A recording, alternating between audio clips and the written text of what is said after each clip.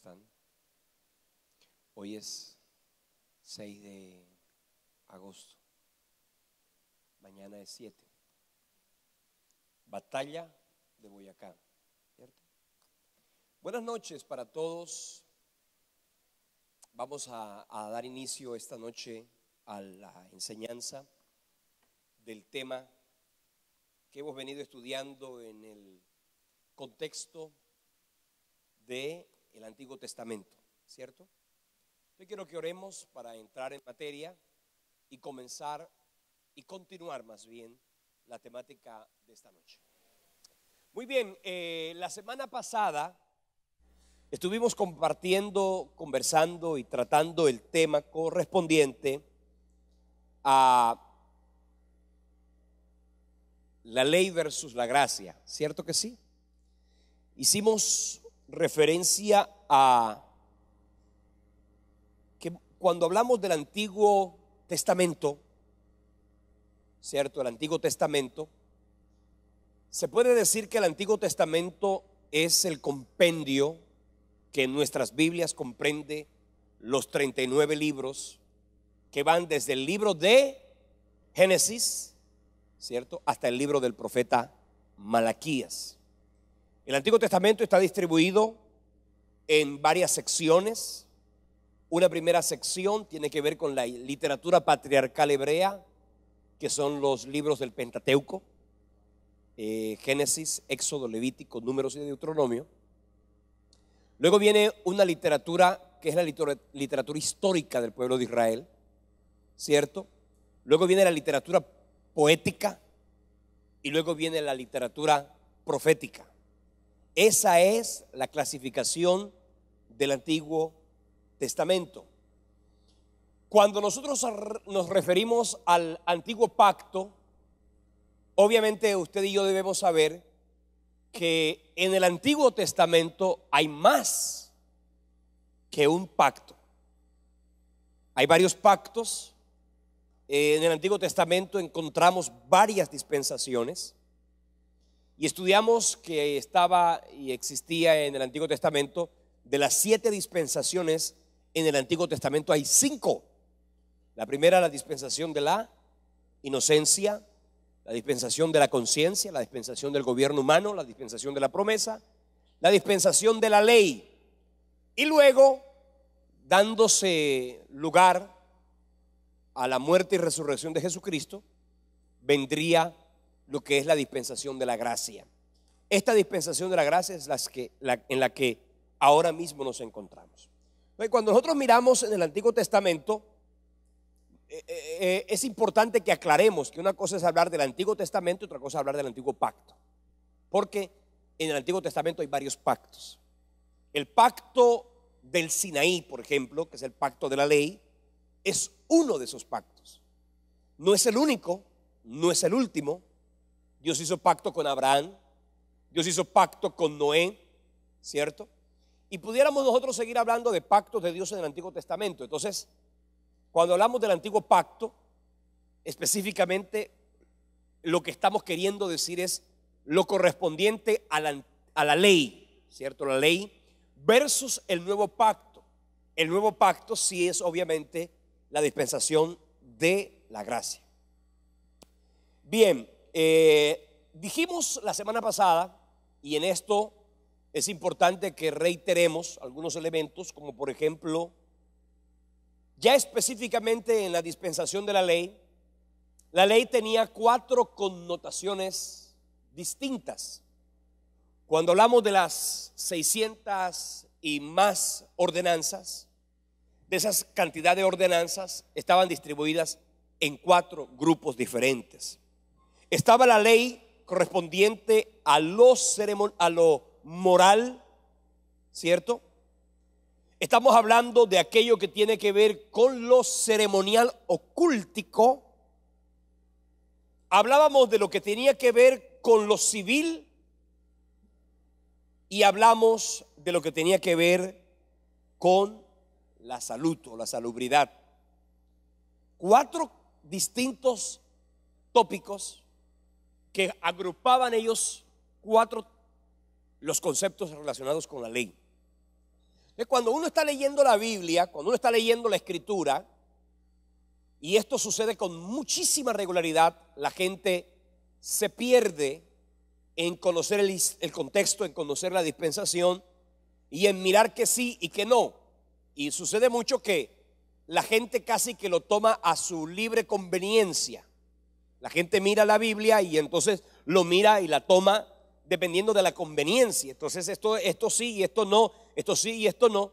Y eso es lo que ha generado tantísimos errores, tantísimas confusiones en el actuar y en el andar de algunos cristianos, pero también en el actuar y en el andar de algunas personas que, no habiendo entendido el contexto en el que nos encontramos actualmente, han presumido y han pretendido lograr que algunas cosas ya abolidas, ya caducadas, ya obsoletas, hoy día tengan vigencia o le quieren dar vigencia a eso que ya no tiene vigencia. ¿Está claro? En Colombia y en cada una de las naciones hay leyes. Y hay leyes que usted, por ejemplo, en su momento tuvieron una connotación, tuvieron una validez, tuvieron una vigencia. Pero algunas de esas leyes fueron abrogadas. A veces cuando el gobierno, el Estado colombiano, con las tres ramas del poder público, emiten una ley, allí hay una cosa que dice que esta ley que hoy está saliendo deroga todas aquellas que le sean contrarias, ¿cierto? Y hay muchas leyes que están allí que la gente pudiera tener en cuenta que ya hoy no tienen validez. Hay algunas que están vigentes, hay otras que no están vigentes. En lo que tiene que ver con lo moral, hay cosas que están vigentes. Y básicamente dijimos que en aquello que tiene que ver con lo moral hay cosas que están vigentes. Específicamente hablamos de los 10 mandamientos, ¿cierto que sí? Y dijimos que los 10 mandamientos, el decálogo, tiene completa vigencia en nuestros días. Con la respectiva connotación, específicamente del día de reposo, que para el pueblo de Israel el día de reposo es el sábado, el Shabbat, pero para nosotros específicamente hay otro día de reposo sin que el día de reposo no exista. El día de reposo tiene connotación, sin embargo, dentro del decálogo la iglesia cristiana hoy día celebra no el día de reposo con la misma connotación hebrea, sino que nosotros celebramos el día de reposo el domingo, ¿cierto? Y hay muchas evidencias bíblicas neotestamentarias que explican por qué se pasó de sábado a domingo, ¿ok? Ya lo hemos mencionado en otras oportunidades y hoy no vamos a hablar de eso.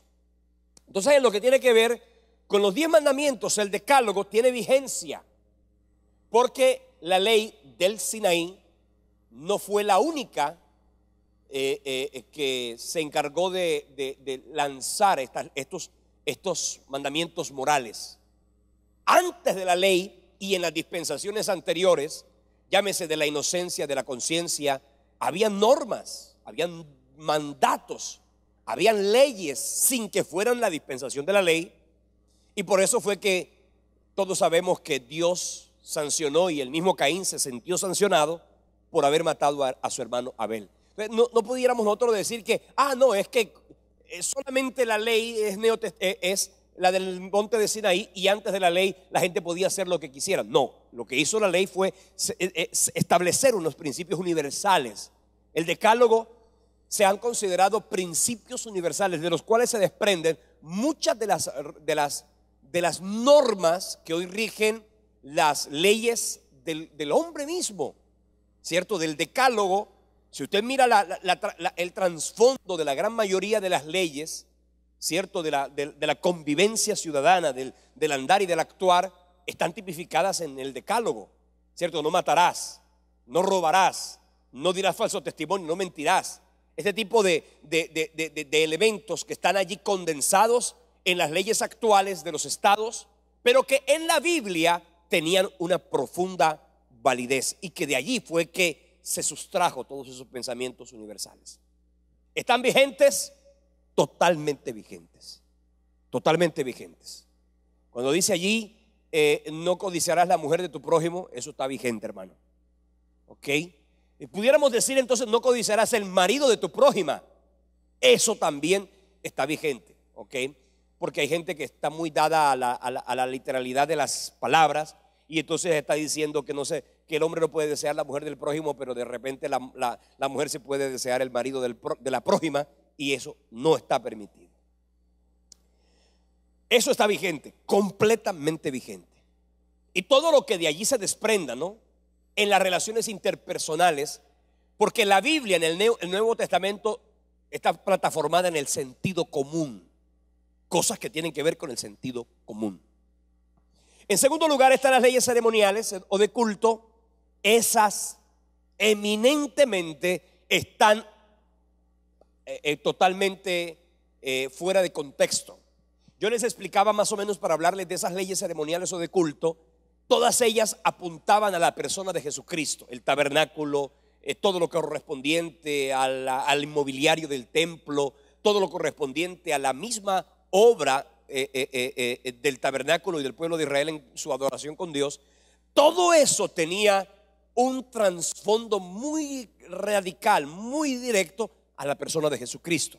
Entonces todo eso era una sombra, la Biblia lo llama sombra de lo que habría de venir. Todo lo que usted mira en el tabernáculo, todo lo que usted mira en los libros del Éxodo, de Levíticos, en lo que corresponde a las leyes de culto, las leyes ceremoniales, todo apuntaba a la persona de Jesucristo, al Mesías venidero, cumpliendo la profecía que el Señor había lanzado allá en el libro de Génesis, en el capítulo 3, versículo 15.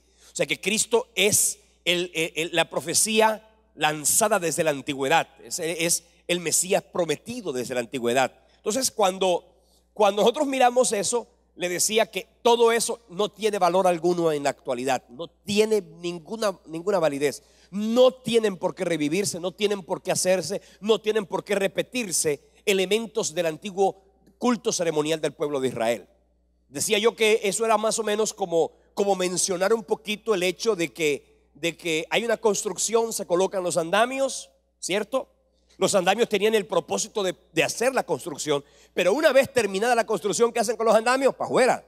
Eso es precisamente, y eso es exactamente lo que sucede con las leyes ceremoniales. Tenían el propósito de mostrar a Cristo. Una vez venido Cristo, todo se tiene que ir al piso, todo no tiene valor, ya no tiene vigencia. Por eso la iglesia cristiana no admite, no vive las mismas leyes ceremoniales del pueblo de Israel. La iglesia católica romana, infortunadamente, está anclada a esa ley ceremonial del Antiguo Testamento, comenzando con la vestidura, comenzando con toda una cantidad de cosas que ya yo mencioné la clase pasada y que en esa explicación les hablé. Y si usted no estuvo ese día, le expliqué un poquito lo que tenía que ver con hoy. Más adelante voy a hablarle de eso. Leyes civiles. Hay cosas que pudieran tener valor ahora, ¿cierto? Pudieran tener valor ahora, pero acuérdense que nosotros estamos regidos hoy por la ley civil de nuestro estado colombiano, ¿ok? Esa ley civil era una ley civil para el pueblo de Israel. Y yo le decía la semana pasada, ¿cierto?, que algunos se pudieron haber sonrojado, algunos se pudieron haber sentido un poco incómodos, que hay cosas de esa ley civil que a mí personalmente no me gustan, no me gustaron desde el momento que las leí, que no tienen, gracias a Dios, valor alguno. ¿Por qué? Porque eran para el pueblo de Israel. Una de esas cosas, por ejemplo, era que allí se habla en el libro de Levítico muchas cosas que tienen que ver con la esclavitud y esto, que gracias a Dios hoy día no hay esclavitud. Por lo tanto, usted no puede regirse con esas leyes civiles que el pueblo de Israel tenía de manera específica en aquel entonces.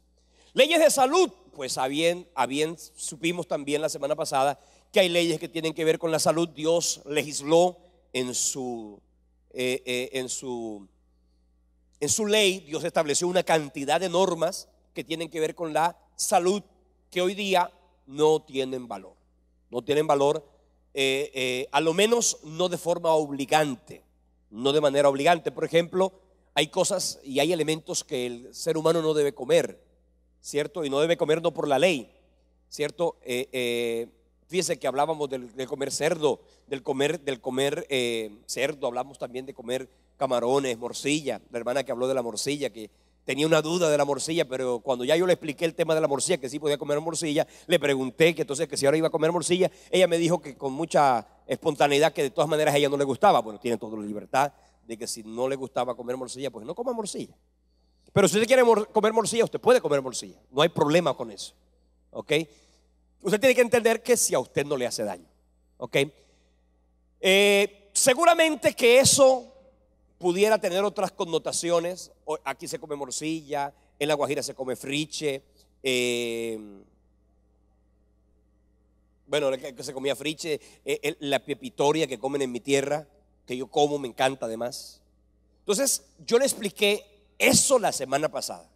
Si usted hoy viene y dice, ándale, yo no estoy de acuerdo con el pastor Elío, entonces yo no le voy a explicar eso ahorita. Infortunadamente, qué pena por usted que no vino la semana pasada, pero no me voy a devolver porque eso es repetir. Y hay algunos hermanos que ya escucharon esa explicación. Levanten la mano los que ya escucharon la explicación. Ok, ahora bajen la mano. Ahora levanten la mano los que les quedó clara la explicación. Ok, si todo quedó claro, entonces compre el CD si usted no vino la semana pasada. Bien, ya yo lo expliqué, ¿no? Ya yo lo expliqué. Entonces, importantísimo que nosotros miremos algunos elementos que tienen que ver con la gracia y con el Nuevo Testamento. ¿Por qué hubo necesidad de cambiar la ley? Vamos a leer la palabra del Señor en la carta del apóstol a los hebreos. ¿Qué apóstol? ¿Quién escribió la carta a los hebreos? Pablo. No se sabe. ¿Cuándo se va a saber? ¿Ok? No se sabe aún, nadie lo puede precisar. Yo estuve por muchos años creyendo que la carta esta carta a los hebreos no la había escrito Pablo, pero bueno, cuando uno estudia y profundiza, estoy estudiando en este momento este libro, se llama Estudio del Libro de los Hebreos de la Universidad de la Global University. Este escritor me gustó mucho porque con muchos argumentos, este hombre me explicó y me dio a entender con mucha claridad que hay muchas evidencias que indican que muy probablemente, y no vamos a decir 100%, pero muy probablemente esa carta sí la escribió el apóstol Pablo, por varias razones que en alguna oportunidad se las puedo mencionar o se las voy a mencionar. Bueno, no es el tema, otro día se las menciono cuando hablemos de la carta a los hebreos. Entonces, leyendo la carta a los hebreos en el capítulo 8, versículo del 8 al 12, dice la Biblia así: porque reprendiéndolos dice, he aquí vienen días, dice el Señor, en que estableceré con la casa de Israel y la casa de Judá un nuevo pacto, no como el pacto que hice con los padres o con sus padres el día que los tomé de la mano para sacarlos de la tierra de Egipto. Dice, porque ellos no permanecieron en mi pacto y yo me desentendí de ellos, dice el Señor. Por lo cual este es el pacto que haré con la casa de Israel. Después de aquellos días, dice el Señor, pondré mis leyes cuando hablamos del nuevo pacto. Cuando usted quiere saber cuál es exactamente el nuevo pacto, quiero que sepa que el nuevo pacto es este que voy a leer, que lo puede usted comprobar y corroborar con la profecía dada por el profeta Isaías en el capítulo 31, en los versículos del 31 al 34. Allí el Señor, a través del profeta Jeremías, lanzó la profecía que tenía que ver con el nuevo pacto, ¿ok? Con el nuevo pacto. Y aquí está diciendo que esto es el pacto que haré con la casa de Israel. O sea, el nuevo pacto, ¿para quién es? Para la casa de Israel. Es claro, el Señor profetizó que haría un nuevo pacto con la casa de Israel. Y mire ese nuevo pacto. Pondré mis leyes en la mente de ellos. Antes estaban en tablas de piedra, ¿no? Y dice, y sobre sus corazones las escribiré. Y seré a ellos por Dios y ellos me serán a mí por pueblo. Y ninguno enseñará a su prójimo, ni ninguno a su hermano diciendo, conoce al Señor, porque todos me conocerán, desde el menor hasta el mayor de ellos. Porque seré propicio a sus injusticias y nunca más me acordaré de sus pecados y de sus iniquidades. Hasta allí estaba Dios hablando del nuevo pacto. Ese nuevo pacto usted lo puede corroborar con lo dicho por el profeta Isaías en el capítulo 31, versículos del 31 al 34. Dice que ese es un pacto entre Dios y el pueblo de Israel, ¿cierto que sí? Ahora usted dirá, ven acá, pastor, y si el nuevo pacto es entre Dios y el pueblo de Israel, nosotros no somos el pueblo de Israel, ¿por qué entonces estamos hablando del nuevo pacto? ¿Algunos estaban con esa pregunta? Bueno, yo voy a explicar qué es exactamente. El nuevo pacto es exactamente una profecía de Dios para el pueblo de Israel. El beneficiado principal de ese nuevo pacto era el pueblo de Israel. Pero cuando vino el promotor del nuevo pacto, porque así como el promotor de la ley fue Moisés, Juan capítulo 1, creo que es el versículo 17, dice el apóstol Juan, la ley vinieron por causa de Moisés. La ley por Moisés fue dada, dice, pero la gracia y la misericordia vinieron por medio de Cristo. Eso está refiriéndose que Cristo vino a establecer ese nuevo pacto. Pero en los versículos anteriores, el mismo apóstol Juan estaba diciendo que el Señor que había venido a traer ese nuevo pacto vino a los suyos, es decir, al pueblo de Israel. Pero ellos no le recibieron. Pero dice más, a los que le recibieron, a los que creen en su nombre, les dio la potestad de ser hechos hijos de Dios. De manera que el nuevo pacto que era para el pueblo de Israel, al momento en que ellos lo rechazaron, el Señor extendió ese nuevo pacto a todos los gentiles. Por eso es que la salvación es una oportunidad para todo ser humano. Todo ser humano tiene la oportunidad de recibir a Cristo y todo ser humano tiene la oportunidad de participar, de disfrutar de ese nuevo pacto que acabamos de leer en el libro de la carta a los Hebreos y que también tiene su sustento en el profeta Jeremías, en el capítulo 31, en los versículos 31 al 34 que mencionamos bastante. Entonces, ya usted sabe por qué usted y yo somos. De hecho, el apóstol Pablo, cuando escribió a los romanos, él les decía que, bueno, que el olivo es el pueblo de Israel, pero tú y yo somos una rama que se ha injertado en el olivo. Los que saben de agricultura saben lo que esto significa, ¿no? Lo que es un injerto en un árbol. Así que nosotros somos, Israel es el olivo de Dios, pero nosotros somos el olivo injertado, el olivo silvestre que ha sido injertado. Ahora, voy a hacer un pequeño paréntesis que no quiero que sea muy largo ni muy grande. Lo que está sucediendo en Israel en este momento, y no solamente en este momento, porque eso es como una olla, como un volcán que a veces erupciona, que a veces se queda quieto, pero que eso no se ha quedado quieto del todo, porque eso que está sucediendo allá es simplemente el epicentro de lo que va a suceder en los últimos tiempos. Así que básicamente lo que allí pase tiene connotación profética. Pero escúcheme muy bien, una cosa es Israel como Estado y otra cosa es el pueblo de Israel como el pueblo de Dios. Esas son dos cosas distintas, ¿cierto?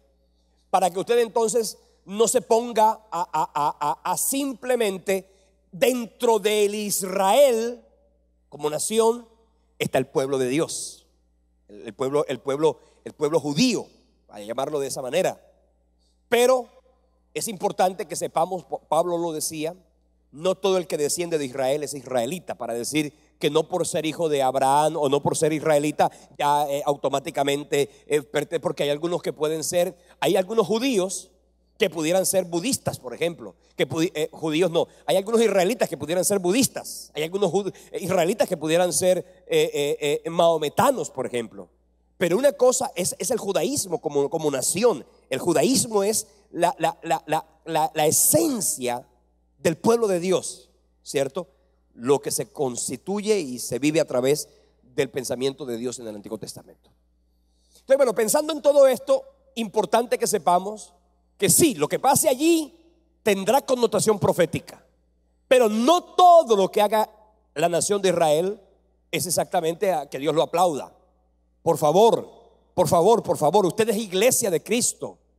No se ponga usted a decir, bueno, que están tirando bombas los israelitas. Bueno, el pueblo de Dios puede hacer lo que le dé la gana. No, porque en eso que está sucediendo allá no necesariamente está la voluntad de Dios. ¿Está claro? Porque allá usted tiene que diferenciar la nación como tal, ¿cierto? Y el pueblo de Dios, el pueblo de Israel, el pueblo de la promesa, como algo diferente. Entonces, mire, cuando usted lee esto, allí está maravilloso. Entonces, vamos a hacer esta noche una especie de analogía entre lo que es el antiguo pacto y el nuevo pacto. Con la enseñanza de hoy, damos por terminado la etapa introductoria de este curso de nuevo pacto. A partir de la próxima semana, nosotros, y son las 7:12, a partir de la próxima semana, nosotros comenzaremos a estudiar la cronología del Antiguo Testamento. Es decir, que vamos a hacer un viaje. Hay gente que no ha podido ir a Israel, ¿cierto? A conocer la historia. Nosotros, a partir de la próxima semana, vamos a hacer un recorrido histórico desde de la nación de Israel, del Antiguo Testamento, desde el momento mismo en que se produjo el Génesis hasta el último de los libros, que sería el libro del profeta Malaquías. Pero también haremos una connotación histórica de algunos libros, porque algunos libros son proféticos, otros libros son históricos y tienen connotación porque fueron escritos en el mismo momento. Así que eso va a suceder y lo vamos a comenzar a estudiar la próxima semana, ¿ok? Para que usted se dé cuenta y se acuerde de lo que le he mencionado. Hay libros que están antes de los Salmos, que históricamente hablando fueron primero o fueron después de algunos libros que están del profeta Isaías, por ejemplo. Así que eso es importante que lo miremos para que usted se pueda ubicar y se pueda manejar la historia de la nación de Israel. Eso lo va a ayudar muchísimo. Vamos a estudiar todo lo concerniente a las invasiones del pueblo de Israel, lo que sucedió, las cautividades, los imperios que vinieron y los subyugaron. Todo eso lo vamos a estudiar en el estudio del Antiguo Testamento. Vamos entonces a hacer una diferencia con base en este capítulo 8 del libro de la carta a los Hebreos. En el versículo 13 dice la Biblia así: al decir nuevo pacto, no ha dado por viejo al primero, y lo que se da por viejo se envejece. Ha dado por viejo al primero, y lo que se da por viejo se envejece y está próximo a desaparecer. Básicamente lo que está diciendo es: la legislación mosaica de Moisés del Sinaí, una vez se ha lanzado la nueva dispensación, la vieja ya simplemente se ha envejecido, se desaparece en los contextos que ya le he mencionado. Una de las cosas que debemos entender es que en ese antiguo pacto versus el nuevo pacto, para que usted mire la diferencia entre el antiguo y el nuevo pacto del que usted y yo hoy estamos disfrutando, hay algunas connotaciones que lo hacen diferente. Por ejemplo, la naturaleza básica del antiguo pacto era la ley.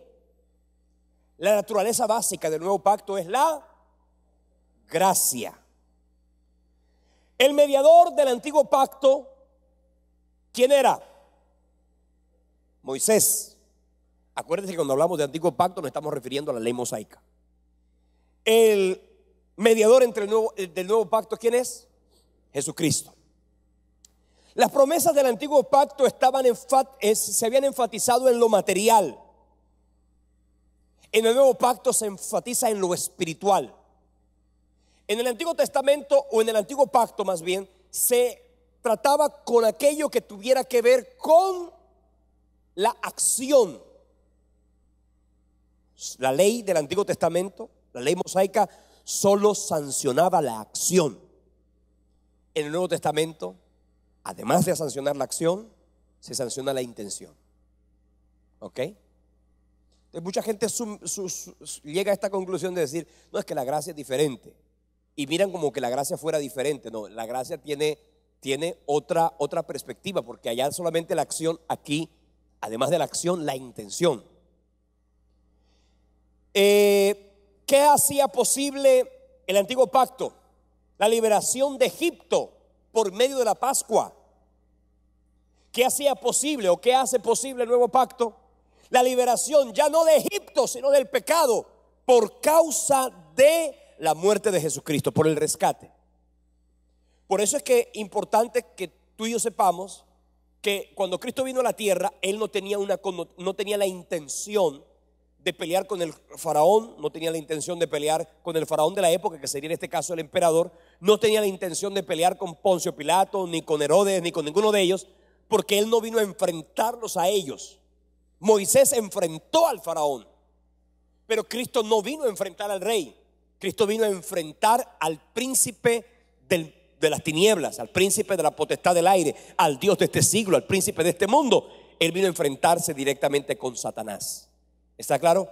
No era sacarnos de Egipto lo que Cristo vino a hacer, sino lo que Él vino a hacer fue a liberarnos de la maldición del pecado y de la muerte. Amén. El poder del Antiguo Testamento se fundamentaba en la falta. El pacto de gracia ya le da al hombre la capacidad de servir y de vivir para Dios. Por ejemplo, una de las cosas que tenemos que tener claro es que el Antiguo Testamento estaba basado en el sacerdocio levítico, y el Nuevo Testamento está basado ¿en qué? ¿En qué está basado? ¿En qué sacerdocio está basado el Nuevo Testamento? En el sacerdocio de Melquisedec. ¿Ok? Bien. Vamos a mirar esto de la siguiente manera. Hebreos capítulo 7 versículo 12. Dice la palabra de Dios: porque cambiado el sacerdocio, necesario es que haya también cambio de ley. De manera que pudiéramos nosotros decirlo de la siguiente manera: que no puede haber cambio de ley si no había cambio de sacerdocio. Entonces tenía que haber cambio de sacerdocio. El sacerdocio que conoció el pueblo de Israel en el Antiguo Testamento fue el sacerdocio levítico, instaurado ¿por quién? ¿Quién fue el primer sacerdote? Aarón. O sea, el sacerdocio levítico fue instaurado por Aarón, que pertenecía a la tribu de Leví. Entonces, ese sacerdocio levítico, lo miramos acá, estaba interrelacionado con la ley.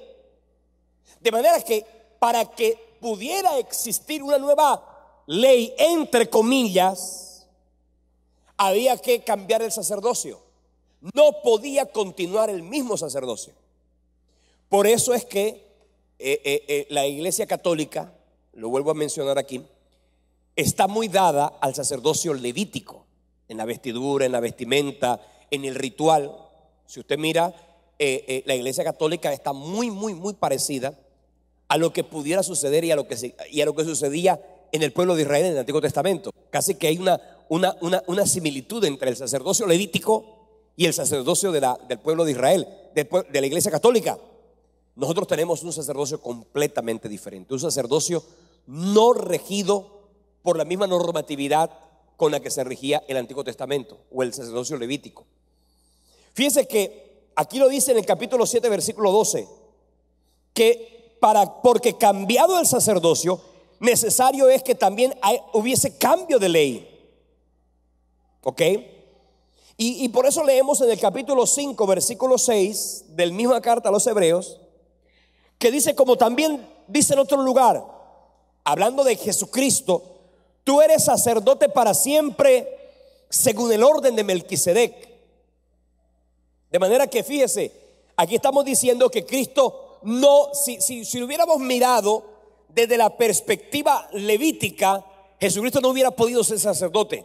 Porque para que alguien fuera sacerdote en el templo debía ser de la tribu de Leví, y Cristo era de la tribu de Judá. Entonces fíjese, para que hubiese ese cambio era necesario dar por terminado el primer pacto y cambiar el sacerdocio. Y ahora le está diciendo, tú eres sacerdote para siempre según el orden de Melquisedec. En el capítulo 110 del libro de los Salmos, en el versículo 4 se hace referencia a Melquisedec, como también se hizo referencia a Melquisedec en el Antiguo Testamento. Melquisedec, hay muchas formas, hay muchas maneras. Hay gente que ha especulado que Melquisedec era un ángel, que Melquisedec era el mismo Señor Jesucristo. Bueno, conclusión, Melquisedec era un sacerdote que en el Antiguo Testamento Dios mismo lo comisionó para que en la dispensación de la promesa pudiera profetizar el sacerdocio que vendría en el futuro. Ese sacerdote, Melquisedec, si usted mira la historia de Melquisedec, era un sacerdote, ¿cierto?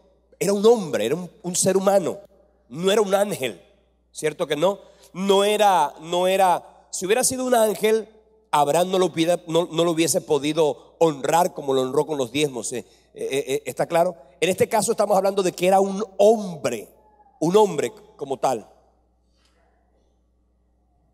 Como era un hombre, y la historia nos muestra de Melquisedec, el capítulo 7 hace referencia y nos recuerda lo que dice ya la Biblia en el Antiguo Testamento en relación a Melquisedec. En el capítulo 14 de Génesis, si usted quiere estudiar un poquito más de Melquisedec, váyase allá y se va a dar cuenta de eso. Así que Melquisedec era un hombre que la Biblia dice que no tuvo padres, no se le conoció descendencia. Y cuando dice eso no quiere decir que no lo haya tenido, sino que no hubo importancia. O sea que no se gestó de él una genealogía particular. ¿Ok? Entonces, mirando esto, encontramos que había otro sacerdote llamado Melquisedec. Ahora, yo leo la Biblia en el capítulo 27 del libro de Mateo. Vamos a Mateo 27, en los versículos 50 al 53. Mateo capítulo 27, del 50 al 53.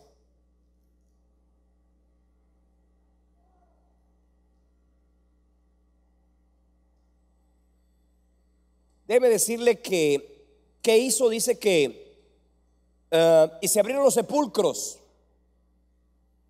y muchos de los santos que habían dormido se levantaron, y saliendo de los sepulcros, y muchos cuerpos de los santos que habían dormido se levantaron, salieron de los sepulcros después de la resurrección de él, vinieron a la santa ciudad y aparecieron a muchos. Y aquí hace referencia a la forma en que el velo del templo se rasgó, ¿cierto? En Hebreos capítulo 10 versículo 20, vamos a leer Hebreos 10, 20. Por el camino nuevo y vivo que Él nos abrió a través del velo, esto es de su carne. Usted puede leer aquí en la palabra de Dios. Alex, por favor, ayúdame buscando el texto exacto, porque tengo aquí un errorcito. El texto exacto donde Caifás, el sumo sacerdote, se rasgó la vestidura. Quiero que miremos ese pasaje, porque en la antigüedad, una de las cosas que hizo el sacerdote de la época en que Jesucristo estuvo, es que cuando Cristo mostró quién era Él y todo esto, y todo lo que esto representó, significó y repercutió, una de las cosas que hizo el sacerdote en aquel momento fue Mateo 26, 65. Vamos a leer Mateo 26, 65. Dice: el sumo sacerdote rasgó sus vestiduras, diciendo: ha blasfemado. La pregunta es: ¿qué significa eso que hizo Caifás? Que rasgó sus vestiduras. ¿Sabía usted que eso tenía una connotación? Ese acto en que Caifás rasga sus vestiduras era algo que el pueblo de Israel, específicamente, el sumo sacerdote tenía prohibido hacer. En el libro de Levíticos, en el capítulo 21, en el versículo 10, yo quiero que leamos lo que dice la Biblia. Levíticos 21, 10. Menos mal que allá, chico del video está súper pendiente. Y el sumo sacerdote, entre sus hermanos, sobre cuya cabeza fue derramado el aceite de la unción y que fue consagrado para llevar las vestiduras, no descubrirá su cabeza. Mira lo que dice ahí. ¿Ni qué? Una cosa. La ley prohibía que el sacerdote rasgara sus vestidos. Todos los demás miembros del pueblo, los sacerdotes y el pueblo, en un acto, ese acto de rasgar las vestiduras era un acto como de profundo dolor. Habían dos actos de dolor en el pueblo de Israel. Uno era echarse ceniza sobre el cuerpo. Eso era un acto de duelo, de dolor, de tristeza, de profunda amargura. La gente se echaba ceniza. Y otra cosa que el pueblo hacía, o que la gente hacía, era que se rasgaba sus vestidos. Y fíjate, el sacerdote de la época, no el sacerdote, el sumo sacerdote de la época de Cristo, teniendo a Cristo enfrente de sí, el sacerdote rasga sus vestidos, lo cual para él era prohibido. El sacerdote no, cualquiera no podía ser menos el sacerdote, porque él representaba aquel Mesías venidero. Entonces, cuando él rasga sus vestidos, prácticamente lo que Dios está haciendo con eso es: has rasgado tus vestidos, yo a partir de este momento rasgo tu sacerdocio. Ya no puedes ser sacerdote. De manera que Caifás, espiritualmente, en el momento en que él rasga sus vestidos, se quedó sin poder de intercesión y de intermediación. Y como estaba frente al Mesías, automáticamente el Mesías recibió el sacerdocio, el sacerdocio no levítico, sino el sacerdocio profetizado en el Salmo 110, en el versículo 4. E inmediatamente Cristo asume la condición de sacerdote, y desde ese día hasta el día de hoy Jesucristo está intercediendo por ti y por mí, ejerciendo la obra sacerdotal. Gloria a Dios, dan un fuerte aplauso.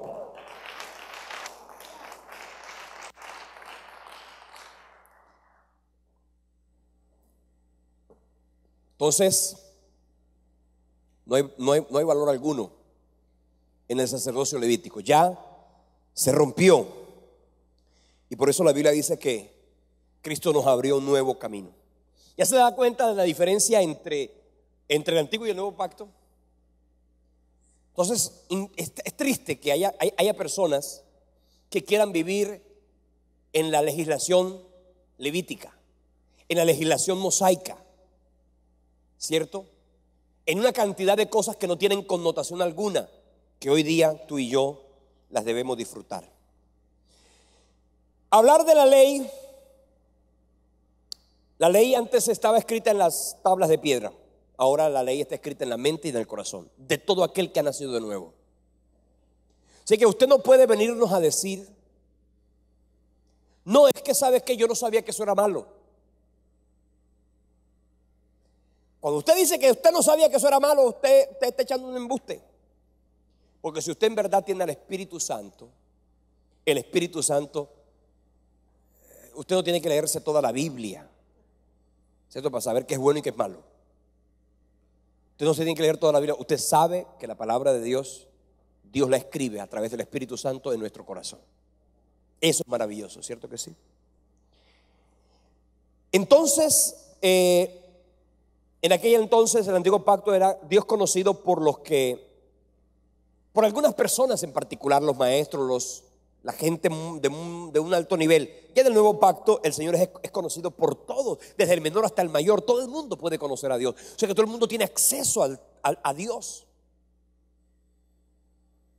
Y escúcheme lo que voy a decir, porque, a ver, a ustedes y a mí nos criaron en una cultura idólatra, ¿cierto que sí?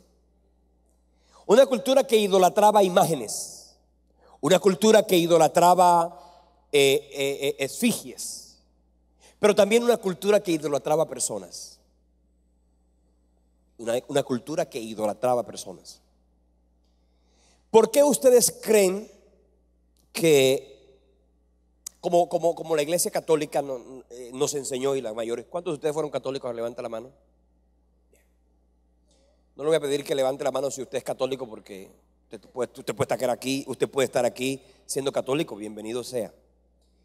Pero una de las cosas que a nosotros nos enseñaron cuando era católico era que los sacerdotes representaban a Dios frente a los hombres. Uno miraba a los sacerdotes como, ay, que el sacerdote, que la cosa, ¿cierto que sí? Era una cosa casi que uno los miraba como seres divinos. Tanto que fíjese el nombre que se le da: Padre. El Padre. Un momentico, la Biblia lo dice: no llaméis a nadie Padre, pues uno solo tenéis y está en el cielo. No diga que el padre de la iglesia tal, no diga el cura, no diga el padre. Usted no puede decir que el único padre. Usted puede únicamente dos padres: el del cielo y su papá, más ninguno. Entonces le decíamos Padre. Y entonces a ese Padre la iglesia católica le dio la capacidad de representar a Dios. Por eso es que la iglesia católica mira al Padre, o los católicos miran al Padre y dicen: perdóneme, Padre. Y entonces el Padre te perdona, vaya a hacer tal cosa, y la gente se iba contenta porque ya el Padre, en nombre de Dios, lo estaba perdonando. Eso es antibíblico completamente. Entonces, en esa connotación se nos llevó a idolatrar. Mire, ¿por qué ustedes creen que la gente, y lo digo así, aún hasta cristianos evangélicos, descrestados, obnubilados, enceguecidos por el Papa Francisco? Que el Papa Francisco dijo que hay que amar al hermano. Ay, el Papa, y lo retuitean, y yo le, oye, eso está en la Biblia. Pero cristianos evangélicos, ¿por qué? Porque es que se nos llevó a mirar a ese hombre, tanto que lo dicen que es el representante de Dios en la tierra. Así lo llaman. Lo llaman el representante de Dios en la tierra. Lo llaman aquel que representa a Dios, el vicario de Cristo. ¿Sabe qué significa el vicario? El representante de Dios. Y eso es antibíblico, completamente antibíblico, porque el sacerdote no era el representante de Dios ante el pueblo, era el representante del pueblo ante Dios. Entonces fíjese la diferencia.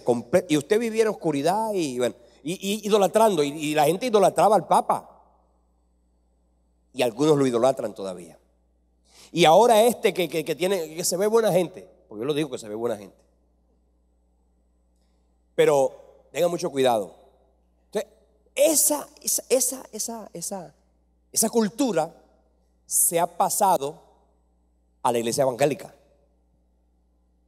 La gente corre detrás de los ministros. La gente corre que fulanito lo ore.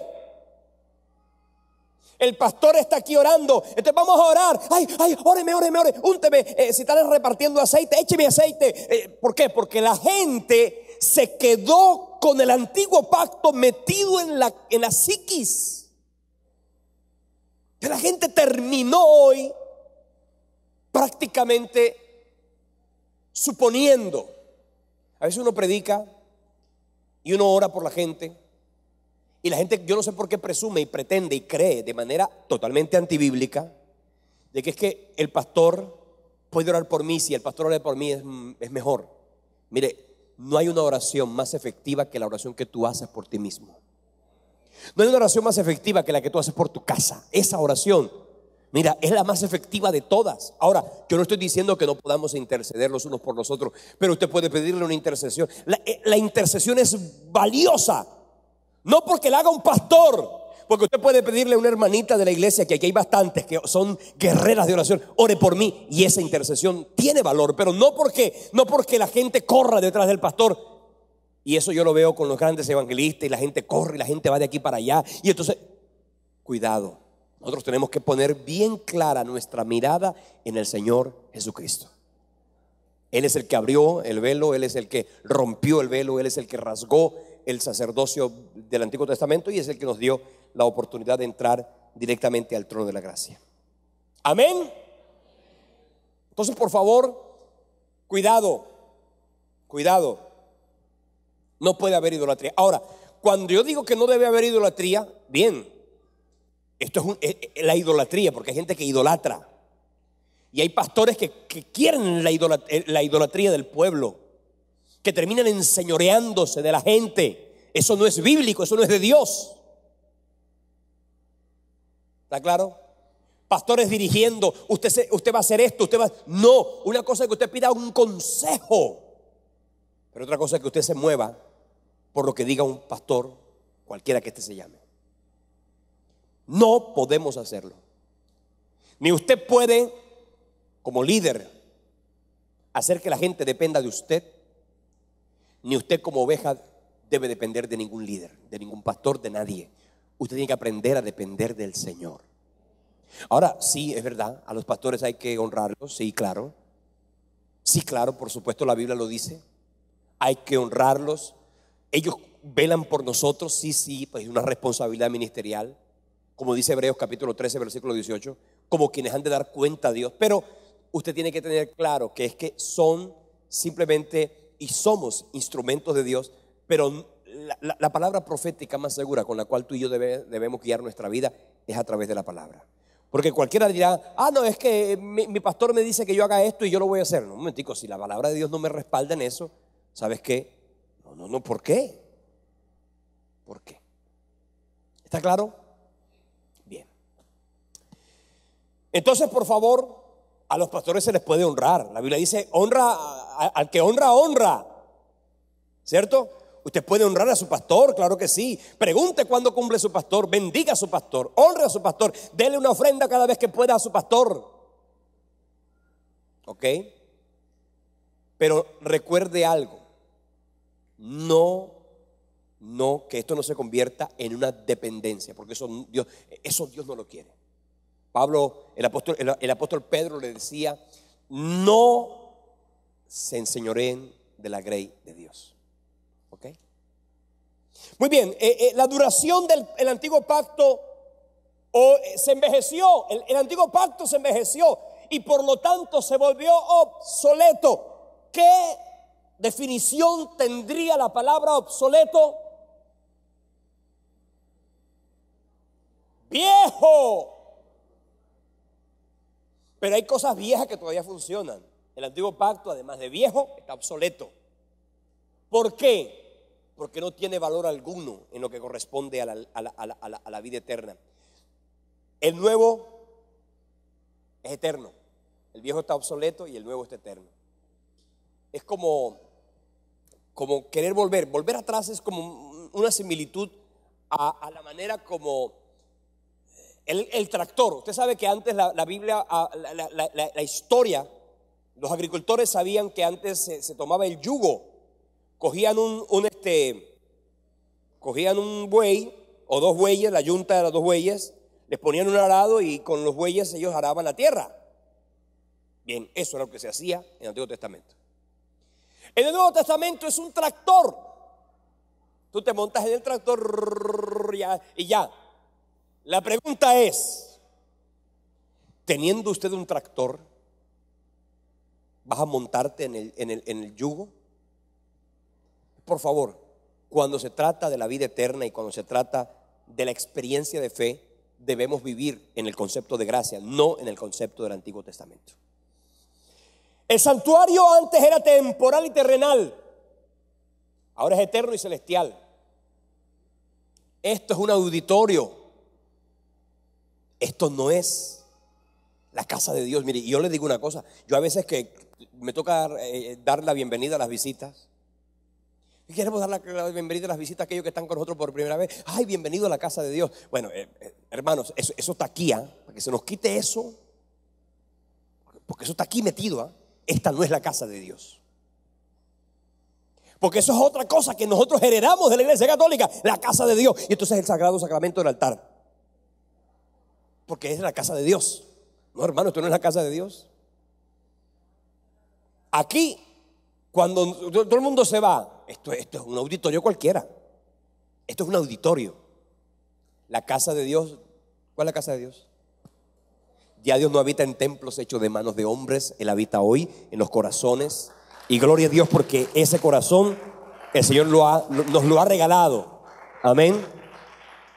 Entonces fíjese una cosa importante. Por eso si en cualquier lugar. Ahora, hoy estamos acá y gloria a Dios, porque un día estuvimos allá. Hoy día estamos acá. Algún día estaremos en otro mejor lugar. Pero ¿sabe una cosa? El templo, la palabra templo, por supuesto tiene mucha connotación con el pueblo de Israel, ¿cierto? La palabra templo tiene que ver con el pueblo de Israel. La gente miraba al templo como, porque en la antigüedad, en el Antiguo Testamento, en el Antiguo Pacto, en el templo estaba el arca del pacto. Aquí no hay pacto. Mira, aquí está, ven el arca del pacto aquí, la batería. O sea que aquí no hay arca del pacto, hermano. ¿Quién es el arca del pacto? Cristo. ¿Y dónde está Cristo? Acá. O sea que el lugar santísimo, al que antes la gente solamente una vez al año, hoy el lugar santísimo está en tu corazón. Tú hablas con Dios y ahí está Dios. Importante que usted lo tenga claro, ¿no? Para que de esa manera usted pueda mirarlo con la perspectiva divina. El lugar santísimo antes estaba cerrado, casi siempre cerrado a lo largo del año. Ahora ese lugar santísimo está abierto. ¿Por qué? Por la muerte de Cristo. Los ministros del Antiguo Testamento eran pecadores. Los ministros del Nuevo Pacto, ¿cómo somos? Santos. No, santos. Santo, usted es santo. Ya yo le expliqué un poquito de lo que era la santidad. Siento que sí, bastante hemos hablado de eso. Usted es santo. Ay, sí, yo cometo pecado. Sí, usted comete pecado, pero usted es santo. ¿Ok? Porque sin santidad nadie verá al Señor. Ya le expliqué bastante a usted lo que significa la palabra santidad en ese contexto, ¿no? Santidad significa sin Cristo nadie verá al Señor. Entonces, usted por supuesto, una vez santo, muestra la santidad a través del proceso de la santificación. Pero somos santos, somos redimidos. ¿Ok? No, ¿Dios terminó con usted la obra? Por supuesto que no. Con ninguno aquí. Pero lo lindo es que el que comenzó en nosotros la buena obra la va a perfeccionar. Cuando hay gente, eso es como que a ti te faltan, no, que vamos a comprar, a ti te faltan 1,000, a ti te faltan 5,000, a ti te faltan 10,000, a cada uno le va a faltar algo, pero cuando venga el Señor, entra. Como comprar la boleta, ¿no? Como entra ya usted, lo que le haga falta ya, porque la cuota inicial, y si quieres darle un aplauso, dáselo, óyeme, pero que no te limites.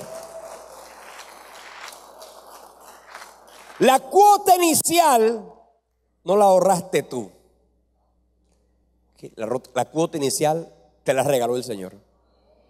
Y eso significa que con esa cuota inicial usted puede entrar al trono de la gracia y usted va a entrar y va a disfrutar de la bendición y de la vida eterna y de todo lo que esto significa. Las ofrendas en el antiguo pacto eran animales, era sangre,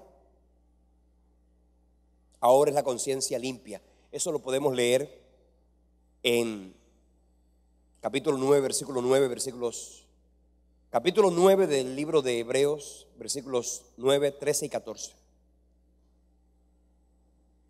Antes que ofrecía el sacerdote la sangre de los machos cabríos, la sangre del cordero. Hoy día, ¿qué se ofrece?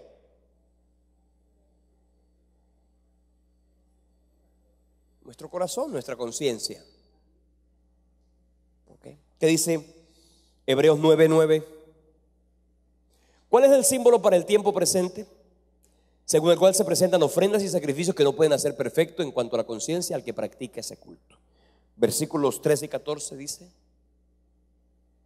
13.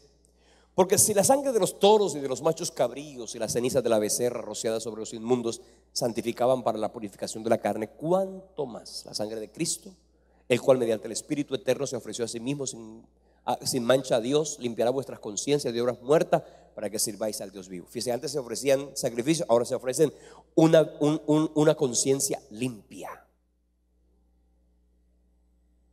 Fíjense que en la antigüedad se ofrecía la sangre. ¿Qué hace la Iglesia Católica? Orad, hermanos, para que este sacrificio mío y vuestro sea agradable a Dios Padre Todopoderoso. Esto es la sangre, vamos a ofrecerla.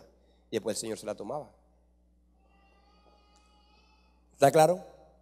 No, sangre no, ya no es necesaria. La sangre no es necesaria, porque la sangre que era necesaria ya fue vertida. Ya no necesita sangre ninguno. Por eso más o menos le expliqué la semana pasada que se puede comer sangre. Si usted no quiere comer sangre, no coma sangre. ¿Ok? Porque de pronto le quedó a usted en la conciencia de que la sangre no se debe comer por lo que dice la Biblia. Pero es por una mala interpretación histórica. Bueno, hermanos, ¿alguno tiene alguna pregunta? Y el tiempo se ha ido, ¿cierto? ¿Quién tiene una pregunta? Vamos a ver 2 o 3 preguntas esta noche de lo que hemos hablado. Si alguien tiene una pregunta que dice, pastor, ¿qué piensa usted de esto? ¿Qué dice acá? ¿Alguien tiene alguna pregunta? Cuando la gente no tiene preguntas es porque todo está claro y porque todo está claro. Porque aquí, bueno, dale, una pregunta. Hablando de la sangre de Cristo, como para todos, ¿se puede cubrir la casa o los hijos con la sangre de Cristo? Gloria a Dios. Él sabe la respuesta, pero él está haciendo una pregunta para que, y es verdad. La sangre, hermanos, la sangre no hay que aplicarla. Hay mucho que se ha hablado de la sangre, y hay gente que le habla a la sangre. Mi mamá todavía es católica, y ella tiene una oracioncita de la sangre. Sangre de Cristo, embriágame. Algo así, yo la he escuchado. Sangre de Cristo, embriágame, oh mi buen Jesús, purifícame. Una cosa, hablándole a la sangre. Hermano, déjeme decirle una cosa: nosotros no podemos hablar con la sangre. La sangre no sirve para que usted converse con ella. Hablándole a la sangre, Jesús. Entonces, por eso es que han desmembrado el cuerpo de Cristo. Unos le hablan al corazón, otros le hablan a la sangre, otros le hablan al rostro. ¿Cierto? Con la sangre no se habla. La sangre hizo lo que tenía que hacer. Abrió el velo, lo rasgó y nos dio acceso directo. Y cuando la Biblia habla de la sangre de Jesucristo, su Hijo, que nos limpia de todo pecado, ¿sabe qué está diciendo? No está diciendo la sangre, el glóbulo, está diciendo, eso es una figura literaria. Cuando habla la Biblia de la sangre, está hablando de la obra de Cristo en la cruz. Así que la obra de Cristo en la cruz nos limpia y nos purifica, nos transforma. Así que la sangre, tomando alusión al capítulo 12 del libro del Éxodo, donde se cogía la sangre del cordero y se colocaba en los dinteles de las puertas. Hay gente que coge la sangre y entonces le aplico la sangre a mi hijo, le aplico la sangre al carro, le aplico la sangre a la casa, le aplico la sangre. Y eso es un sangrerío, hermano. Eso no es correcto. Lo toman como un amuleto. No. Usted tiene un pacto. Ese pacto de bendición de Dios sobre ti es también un pacto de protección de Dios sobre ti. Si usted no tiene que pedir a la sangre que te cubra. Voy para Cartagena, sangre de Cristo, cúbreme. No, eso no tiene valor. No tiene connotación. No es necesario. La sangre surtió su efecto, cumplió su propósito. Y no hay que hablarle a la sangre. No hay que pedirle a la sangre. No hay que aplicar la sangre. Usted va a colocar y va a coger los dinteles de la puerta. Es que vinimos de una cultura fetichista, una cultura completamente idólatra. Cogieron la sangre, mire, es gente que colocan los dinteles de la puerta. Y si usted se muda, tú tienes un pacto.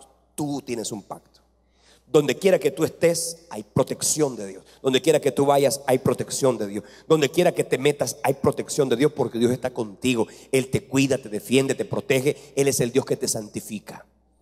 Y el diablo lo sabe.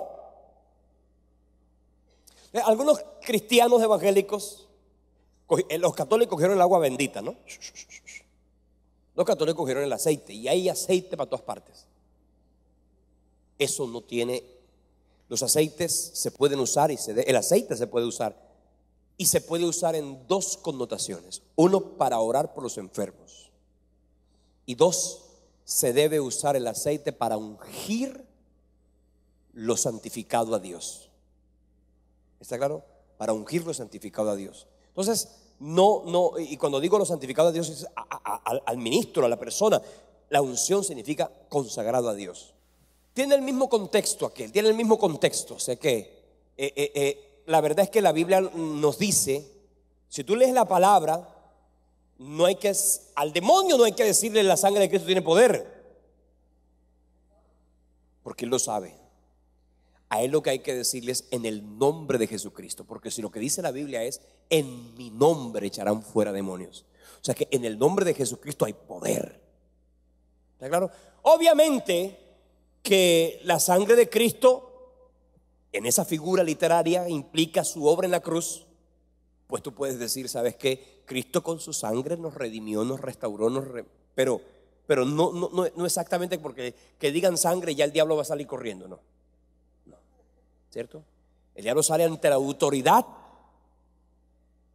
Una persona puede decir la sangre de Cristo como que la sangre de Cristo y el diablo se va. No se va. Porque acuérdense el pasaje aquel de los hijos de Seba, que comenzaron a hablar en nombre de Dios y los demonios no le prestaron atención. Porque los demonios solamente se someten ante la autoridad de uno que ha nacido de nuevo. ¿Amén? ¿Otra pregunta? Vio que tenían muchas preguntas, ahora tienen varias preguntas. Pregunta, hermano.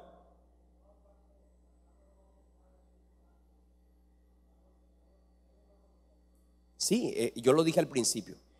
En el nuevo pacto, en la dispensación de la gracia, lo dije casi al comienzo, el Espíritu Santo es el Dios con nosotros, ¿ok? El Espíritu Santo es aquel que hace realidad esa palabra mencionada en el capítulo 31 del libro de Jeremías. Él es el que escribe la palabra en nuestro corazón. Cuando habla de la unción, dice que no tendrán necesidad de que nadie os enseñe, porque la unción nos enseñará. Está refiriéndose al Espíritu Santo, porque el Espíritu Santo es aquel que nos enseña y nos lleva a toda verdad.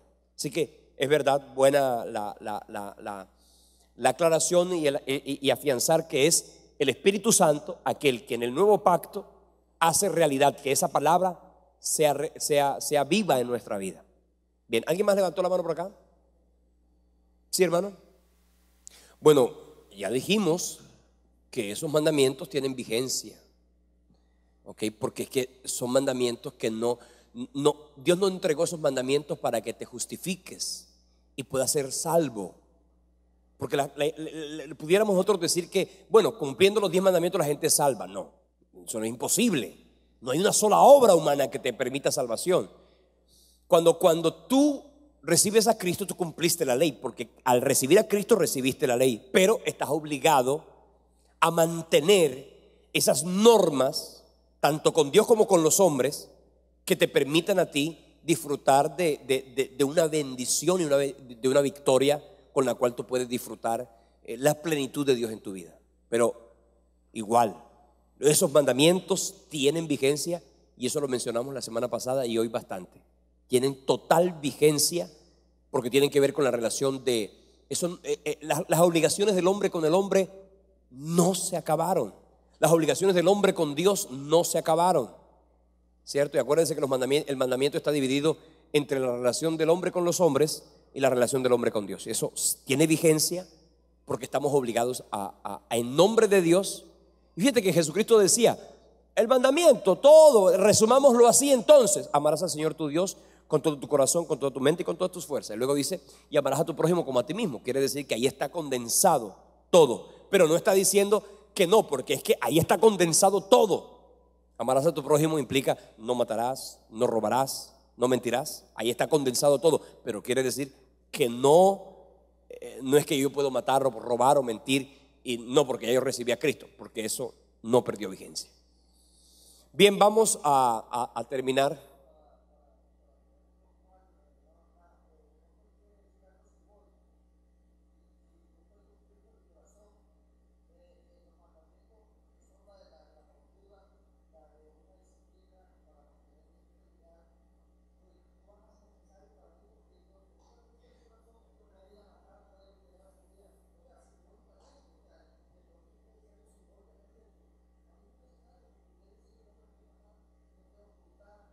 ¿Y acaso no hay cristianos que han robado?